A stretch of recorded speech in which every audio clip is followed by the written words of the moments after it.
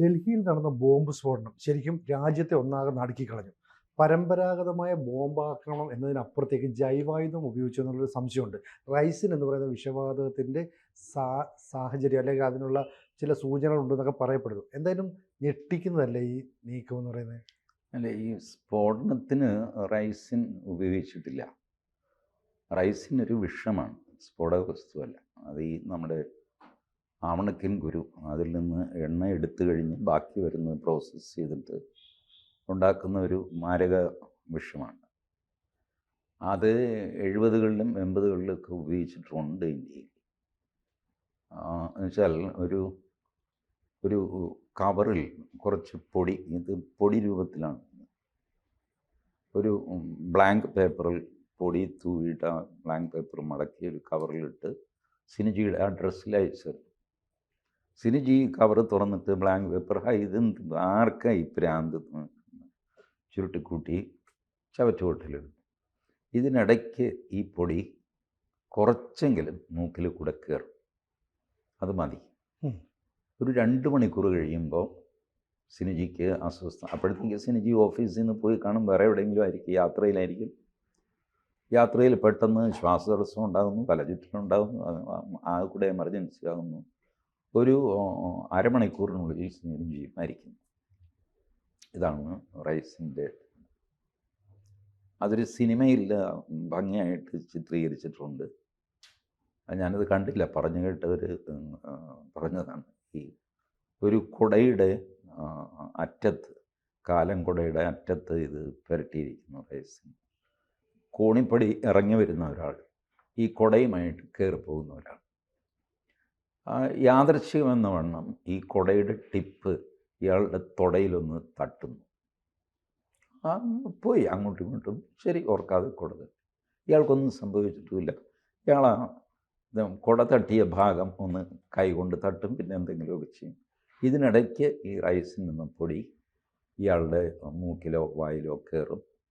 ഈ പറഞ്ഞ പോലെ 2-3 മണിക്കൂറിലും ഈ മനുഷ്യൻ മരിക്കും. ഇതിൻ്റെ കാരണം ഈ സ്റ്റെയർ കേസിൽ വെച്ച് കുട തട്ടിയതാണ് എന്ന് ഒരു വൈൽഡ് ഗസ് പോലും ആർക്കും ഉണ്ടാവില്ല. അപ്പം അങ്ങനെ ഇപ്പോൾ അവരുടെ കയ്യിലുണ്ടായിരുന്ന അതിൻ്റെ കുരുവിൻ്റെ പടം വരെ പുറത്ത് വന്നിട്ടുണ്ട് കേട്ടോ, ആവണക്കിൻ്റെ കുരു. അപ്പോൾ അത് കുറഞ്ഞ പക്ഷം 10,000 പേരെ കൊല്ലാനുള്ള മരുന്ന് ഉണ്ടാക്കാനുള്ള സംവിധാനമാണ് അവർ ചെയ്തത്. അതിൻ്റെ കൂടെ 2,900 കിലോ ഈ അമോണിയം നൈട്രേറ്റ്, മറ്റ് സ്ഫോടക വസ്തുക്കൾ, ഇതൊക്കെ. പക്ഷേ ഈ ഇന്നലെ വൈകുന്നേരത്തെ സ്ഫോടനവും രാവിലത്തെ ഈ സംഭവവും തമ്മിൽ ബന്ധമുണ്ടോ എന്നുള്ളതാണ് ഇപ്പോൾ പ്രധാനപ്പെട്ട ഒരു അന്വേഷണ വിഷയം. വൈകുന്നേരത്തെ സ്ഫോടനത്തിലും ഉപയോഗിച്ചിരിക്കുന്നത് അമോണിയം നൈട്രേറ്റാണ്. അതിനാണ് ഇത്ര വലിയ മാരകമായ സ്ഫോടക ശക്തി. IEDക്കും സ്ഫോടക ശക്തിയൊക്കെ ഉണ്ട്, ഇല്ല എന്നിട്ടല്ല, RDXനും ഒക്കെ ഉണ്ട്. ബട്ട് അമോണിയം നൈട്രേറ്റിൻ്റെ വേറൊരു തരം സ്ഫോടനമാണ്. അപ്പോൾ എക്സ്പീരിയൻസ്ഡ് ആയിട്ടുള്ള പോലീസുകാർക്ക് ഇതറിയാം, എക്സ്പ്ലോസീവ് വിദഗ്ധന്മാർക്കൊക്കെ. ഒരു സ്ഥലത്തെ സ്ഫോടനത്തിൻ്റെ നേച്ചർ കാണുമ്പോൾ അവർക്ക് ഏകദേശം മനസ്സിലാവും ഇന്ന സാധനമാണ് ഉപയോഗിച്ചിരിക്കുന്നത്. അപ്പോൾ അമോണിയം നൈട്രേറ്റ് ആണ് എന്നുള്ളത് ഏകദേശം 90% ഉറപ്പാണ് ഡൽഹി സ്ഫോടനത്തിൽ ഉപയോഗിച്ചിരിക്കുന്നത്. ആ അമോണിയം നൈട്രേറ്റ് ആണ് രാവിലെ ഫരീദാബാദിൽ നിന്ന് കണ്ടെത്തിയത്. ഫരീദാബാദിൽ നിന്ന് കണ്ടെത്തിയത് അറിയാമല്ലോ. നിഷ്കളങ്കമായ ഒരു ഓപ്പറേഷൻ. ശ്രീനഗറിൽ ലഷ്കർ-e തയ്യബയെ സ്വാഗതം ചെയ്തുകൊണ്ട്, പുകഴ്ത്തിക്കൊണ്ടൊക്കെ പോസ്റ്റർ പ്രത്യക്ഷപ്പെടുന്നു. അപ്പോൾ അവിടുത്തെ ജമ്മു കാശ്മീർ പോലീസ് ഇതാരാ ഒട്ടിച്ച്, ഞാനൊരിക്കൽ സിനിജിയോട് പറഞ്ഞിട്ടില്ലേ, ശ്രീനഗറിൽ എന്നെ ഏറ്റവും ഇമ്പ്രസ് ചെയ്തത് ഭിത്തിയിൽ ഒരു പരസ്യം ഉണ്ടാവില്ല എന്നുള്ളതാണ്. ആരും പോസ്റ്റർ ഒന്നും ഒട്ടിക്കില്ല. ഞാൻ ഈ 370 എടുത്ത് കളയുന്നതിന് മുമ്പാണ് പോയത്. തീവ്രവാദമൊക്കെ സാമാന്യം ഭംഗിയായിട്ട് തന്നെ നടക്കുന്ന സമയത്താണ് ഞാൻ ശ്രീനഗറിൽ പോകുന്നത്. എന്നെ അത്ഭുതപ്പെടുത്തിയത് ക്ലീനായ റോഡ്, ഫുട്പാത്ത്. നമുക്ക് ഈ ഫുട്പാത്തിൽ മൂത്രമൊഴിക്കുന്ന സ്വഭാവമുണ്ട് മലയാളിക്കല്ല, ഇന്ത്യക്കാർക്ക് പൊതുവെ. അപ്പോൾ അതിന് സ്ഥലമില്ല ശ്രീനഗറിൽ. ഭിത്തിയൊക്കെ വളരെ ക്ലീനാണ്. തിരഞ്ഞെടുപ്പ് ആയിക്കോട്ടെ എന്തും ആയിക്കോട്ടെ, ഭിത്തിയിൽ പോസ്റ്റർ ഒട്ടിച്ചുള്ള ഏർപ്പാടില്ല അവിടെ. അപ്പോഴാണ് ഈ പോസ്റ്റർ ലഷ്കർ-e തയ്യബയെ സ്വാഗതം ചെയ്തുകൊണ്ടോ അവർ മഹാന്മാരാണെന്ന് പറഞ്ഞുകൊണ്ട് കുറച്ച് പോസ്റ്ററേ ഉള്ളൂ. പോലീസ് അന്വേഷിച്ച് ഹരിയാനയിലെ സഹാറൻപൂരിലെത്തുന്നു. സഹാറൻപൂരിലാണ് ഈ പ്രൊഫസർ അദീൽ അഹമ്മദ്. അങ്ങേര് അവിടെ മെഡിക്കൽ കോളേജിലെ പ്രൊഫസറാണ്, നിസ്സാര കക്ഷിയൊന്നുമല്ല. അദ്ദേഹത്തിൻ്റെ കോളേജിലെ സ്വന്തം മുറിയുണ്ടല്ലോ ഇവർക്ക്. ആ മുറിക്കകത്തെ അലമാരി തപ്പിക്കഴിഞ്ഞപ്പോൾ അതിൽ നിന്നാണ് ആദ്യമായിട്ട് ആയുധം കിട്ടുന്നത്. പിന്നെ അതന്വേഷിച്ച് അതിൻ്റെ അറ്റം നോക്കിക്കഴിഞ്ഞപ്പോൾ അത് ഫരീദാബാദിലെത്തി. ഫരീദാബാദിൽ അവരന്വേഷിച്ചു. അപ്പോഴത്തേക്ക് ഹരിയാന പോലീസ് ചേർന്നു. അങ്ങനെയാണ് ജമ്മു കാശ്മീർ പോലീസും ഹരിയാന പോലീസും ചേർന്ന് നടത്തിയ ഓപ്പറേഷൻ. ഫരീദാബാദിൽ ഒരു വീട് വാടകയ്ക്കെടുത്തതാണെന്ന് പറയുന്നു, സ്വന്തം വീടാണെന്ന് പറയുന്നു. അത് വേറൊരു ഡോക്ടറുടെയാണ്. ഇതീ പറഞ്ഞ പോലെ നമ്മൾ ഈ ടി വിയിലൊക്കെ കാണുന്ന പോലെ താടിയും മീശയും തലക്കെട്ടും ഒക്കെ വെച്ച ഭീകരൻ എന്ന് പറഞ്ഞൊരു രൂപമുണ്ടല്ലോ, ആ രൂപത്തിലുള്ളവരല്ല. ഇവർക്ക് താടിയുണ്ട്, ബട്ട് കണ്ടാൽ സാധാരണ മനുഷ്യൻ. ഡോക്ടേഴ്സാണ്, നല്ല പ്രാക്ടീസുള്ള ഡോക്ടേഴ്സാണ്. വെറുതെ ഒരു പേരിന് എവിടെ നിന്നെങ്കിലും തട്ടിക്കൂട്ടിയൊരു ബിരുദം അങ്ങനെയല്ല. നല്ല യൂണിവേഴ്സിറ്റികളിൽ പഠിച്ച് നല്ല ഹോസ്പിറ്റലിൽ പ്രാക്ടീസ് ചെയ്യുന്ന പ്രാക്ടീസിങ് ഡോക്ടേഴ്സാണ് ഈ രണ്ടുപേരും. അതിനിടയ്ക്ക് ഇവർക്ക് ആയുധം കൊടുക്കും എന്ന് സംശയമുള്ള ഒരു സ്ത്രീ, അവരും ഡോക്ടറാണ്. അവർ ഒരു കാറിൽ ഒരു തോക്കും മറ്റെന്തോ അനുസരിയൊക്കെ ആയിട്ട് പോകുന്ന വഴിക്ക് അവരാണ് ഇതിൻ്റെ ട്രാൻസ്പോർട്ടേഷൻ എന്ന് മനസ്സിലാക്കി അവരെ ഇൻ്റർസെപ്റ്റ് ചെയ്ത് അവരെയും പിടിക്കുന്നു. അതേ സമയത്ത് ഗുജറാത്തിൽ ഈ റൈസിൻ മാത്രം ഉണ്ടാക്കുന്ന അവർ രണ്ടുപേരും, അവരും ഡോക്ടർമാരാണ്. അവർ ഇതുമായിട്ട് ഈ റൈസിൻ മാനുഫാക്ചറിങ് പോലെ നിർമ്മിക്കുന്ന ഏർപ്പാടുമായിട്ട് അവരെ പിടിക്കുന്നു. ഇതെല്ലാം ഇന്നലെ നടന്ന സംഭവങ്ങളാണ്. അത് കഴിഞ്ഞാണ് വൈകുന്നേരം ഈ പൊട്ടിത്തെറി ഉണ്ടാകുന്നത്. അപ്പോൾ ഇത് വാസ്തവത്തിൽ ഉണ്ടല്ലോ, നമ്മളുടെ പഹൽഗാം ആദ്യത്തെ സിഗ്നലായിരുന്നു. പഹൽഗാമിന് ശേഷം നമ്മളെല്ലാം വിചാരിച്ചു ഇനിയിപ്പോൾ രാജ്യത്തെ യാതൊരു പ്രശ്നവുമില്ല. പഹൽഗാമിന് മുമ്പും പ്രശ്നമൊന്നും ഉണ്ടായിരുന്നില്ല.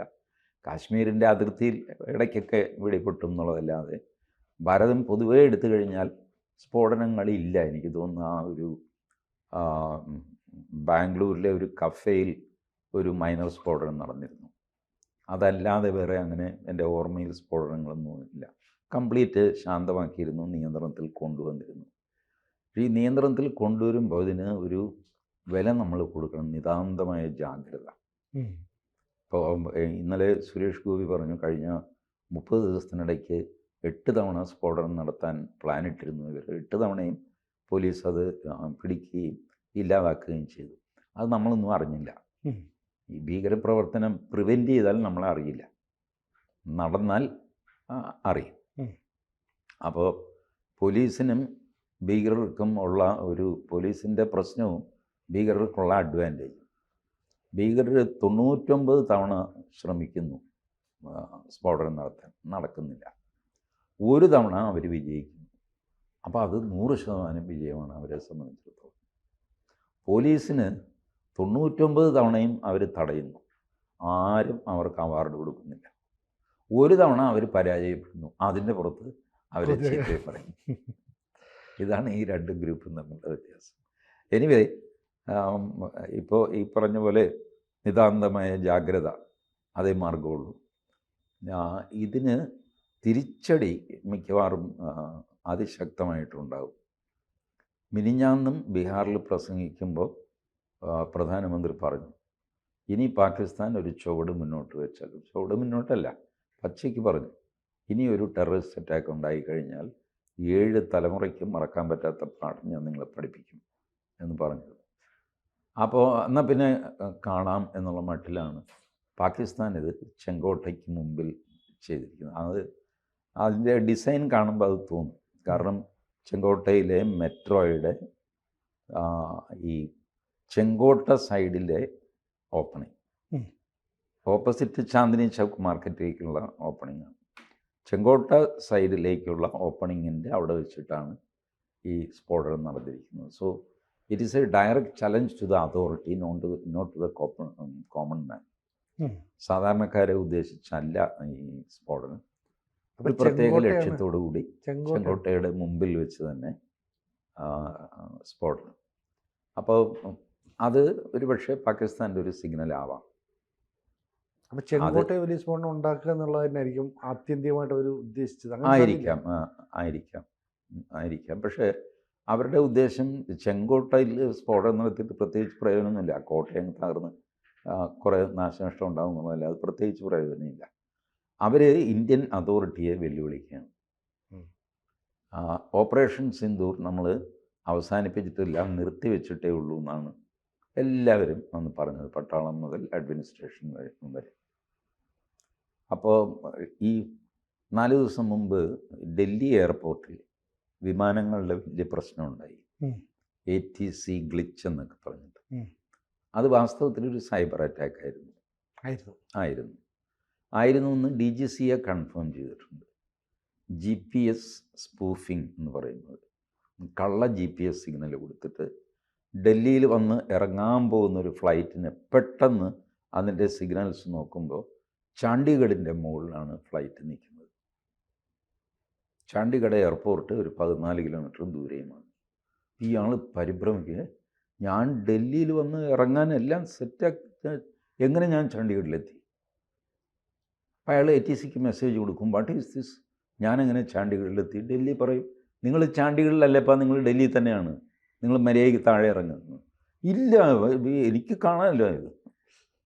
ഈ താഴെ ഇറങ്ങുമ്പോഴുള്ള ഒരു പുലിവാൽ എന്താണെന്ന് വെച്ച് കഴിഞ്ഞാൽ, പൈലറ്റിന് ഒരു ഹൈറ്റ് വരെ താഴത്തേക്ക് നോക്കാം. അത് കഴിഞ്ഞാൽ പിന്നെ വിമാനത്തിൻ്റെ ഈ നോസ് അല്പം പൊങ്ങി ഇങ്ങനെ വന്നാണ് ഇറങ്ങുന്നത്. അപ്പോൾ ഇങ്ങനെയൊന്നും കാണാൻ പറ്റില്ല, ആകാശം കാണാൻ പറ്റുള്ളൂ. അങ്ങനെ ഒരു ജഡ്ജ്മെൻറ്റ് കാൽക്കുലേഷൻ ATC എന്നുള്ള മെസ്സേജ് ഒക്കെ വെച്ചിറക്കണം. അല്ലെങ്കിൽ ഇൻസ്ട്രുമെൻറ്റ് ലാൻഡിങ്ങിന് പോകണം. ഈ സമയത്ത് ILS എന്ന് പറയുന്ന ഇൻസ്ട്രുമെൻറ്റ് ലാൻഡിങ് സിസ്റ്റവും തകരാറിലായി, ATC തകരാറിലായി, ATCക്ക് ഹെൽപ്പ് ചെയ്യാൻ പറ്റുന്നില്ല ആളുടെ. അങ്ങനെയാണ് വിമാനങ്ങളെല്ലാം ജയ്പൂരിലേക്കും ലക്നൗവിലേക്കും ഒക്കെ തിരിച്ചു വിട്ട് വലിയ പ്രശ്നമായത്. DGCA എന്ന് പറയും, director general of civil aviation, അവർ പറഞ്ഞു ഇത് GPS സ്പൂഫിംഗ് ആണ്. അത് പക്ഷേ ഏതെങ്കിലും പ്രത്യേക രാജ്യമോ അങ്ങനെ സൈബർ അറ്റാക്ക് എന്ന് ഞങ്ങൾ ഈ ഓർഗനൈസ്ഡ് ആണെന്ന് ഞങ്ങൾ ഒന്നും പറയുന്നില്ല, ഞങ്ങൾ അന്വേഷിച്ചുകൊണ്ടിരിക്കുകയാണ്. ബട്ട് റീസണബിളി ഇതിനെപ്പറ്റി അറിയാവുന്നവർ പറയുന്നത് പാകിസ്ഥാൻ്റെ ജോലിയാണ്. കാരണം നമുക്ക് 2 ശത്രുക്കളാണ്, പാകിസ്ഥാനും ചൈനയും. പാകിസ്ഥാൻ ഡൽഹിയിൽ നിന്നൊരു 450 കിലോമീറ്റർ ദൂരെയാണ്, ചൈന 1000 കിലോമീറ്റർ ദൂരെയാണ്.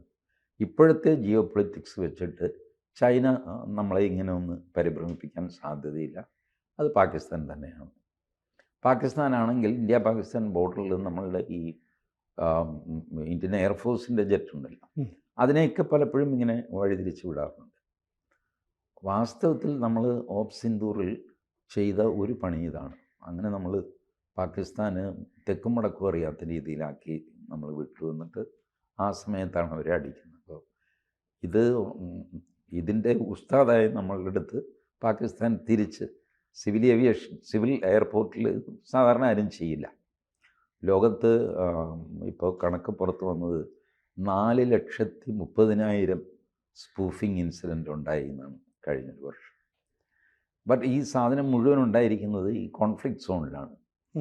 റഷ്യ ഉക്രൈൻ, മറ്റേ Israel Gaza, Israel Jordan, Israel Lebanon, Israel Syria, ഈ ബോർഡറുകളിലാണ് ഇത്. അതുകൊണ്ടാണ് ഇത് ഇത്രയധികം 4,30,000 എന്നൊക്കെ പറയും. സ്പൂഫിങ് കുറച്ച് എളുപ്പവുമാണ് കേട്ടോ. നമ്മളെപ്പോലുള്ള ആൾക്കാർക്ക് ഒരു സ്പൂഫ് ചെയ്യാനായിട്ടൊരു യന്ത്രമുണ്ട്, വിത്ത് വിച്ച് എനിക്കും സ്പൂഫ് ചെയ്യാം, സിനിജിക്കും സ്പൂഫ് ചെയ്യാം, GPS തെറ്റിക്കാം, ഒരു ചെറിയ പരിധിയിൽ കിട്ടും. അങ്ങനത്തെ ഡേഞ്ചറസ് ആയിട്ടുള്ളൊരു സംഗതിയാണ്. അപ്പോൾ അത് വെച്ച് നോക്കിക്കഴിഞ്ഞാൽ പാകിസ്ഥാനാണ് ഈ സ്ഫോടനത്തിൻ്റെ പിന്നിലെന്ന് പറയേണ്ടി വരും. അതിൻ്റെ പ്രത്യാഘാതം വളരെ ഗുരുതരവുമായിരിക്കും. അപ്പോൾ സ്വാഭാവികമായിട്ടും ഈ റൈസിൻ എന്ന് പറയുന്നത് വിഷവാതം ഉപയോഗിച്ചിരുന്നെങ്കിൽ ഒരുപാട് പേരെ കൊന്ന് അവിടെ വലിയൊരു പരിഭ്രാന്തി സൃഷ്ടിക്കുക, അങ്ങനെ ലക്ഷ്യം വെക്കാം അല്ലേ? അല്ല, അവരുടെ ഈ ഇത്തരം ഗ്യാങ്, ഈ തീവ്രവാദ ഗ്യാങ് ഉണ്ടല്ലോ, അവരുടെ കുറേ കാലം മുമ്പ് ഒരു ഓഡിയോ ഇറങ്ങിയിരുന്നല്ലോ. ഈ തൃശ്ശൂർ പൂരത്തിൽ വണ്ടി ഇടിച്ച് കയറ്റാത്തത്, കുംഭമേളയിൽ ട്രെയിൻ ഇടിച്ച് കയറ്റാത്തത് എന്താന്ന്, നീ എന്ത് നോക്കിയിരിക്കടാ, ശബരിമലയ്ക്ക് പോകുന്ന വണ്ടി ഇടിച്ച് കയറ്റണ്ടേന്ന് പറഞ്ഞു. ഈ രീതിയിലുള്ള വിധ്വംസക ആലോചനകളാണ് അവരുടെ. അത് ചെയ്യുമ്പോഴാണ് അവർക്ക് എന്തോ അവർ നേടി എന്നുള്ള ചിന്ത വരുന്നത്. അത് ഒന്നും നേടുന്നില്ല, കുറേ സാധുക്കളെ കൊല്ലുന്നതല്ലാതെ വേറെ ഒന്നും നേടുന്നില്ല എന്നുള്ളത് അവർക്ക് മനസ്സിലാവില്ല. അവരെ സമയത്തോളം ഞങ്ങൾ നരേന്ദ്രമോദിയെ വെല്ലുവിളിച്ചു, അല്ലെങ്കിൽ ഇന്ത്യൻ പട്ടാളത്തെ വെല്ലുവിളിച്ചു, ഞങ്ങളുടെ മുമ്പിൽ മുട്ടുകുത്തി, ഇങ്ങനെയൊക്കെയുള്ള വികാരങ്ങളുമായിട്ട് നടക്കുന്ന മനുഷ്യർ. നോക്കാം എന്ത് മറുപടി കൊടുക്കുന്നു. കൂടുതൽ വാർത്തകളും വിശേഷങ്ങളും നിങ്ങളിലേക്ക് എത്താൻ ABC മലയാളം സബ്സ്ക്രൈബ് ചെയ്യുക, ബെൽ ബട്ടണും അമർത്തുക.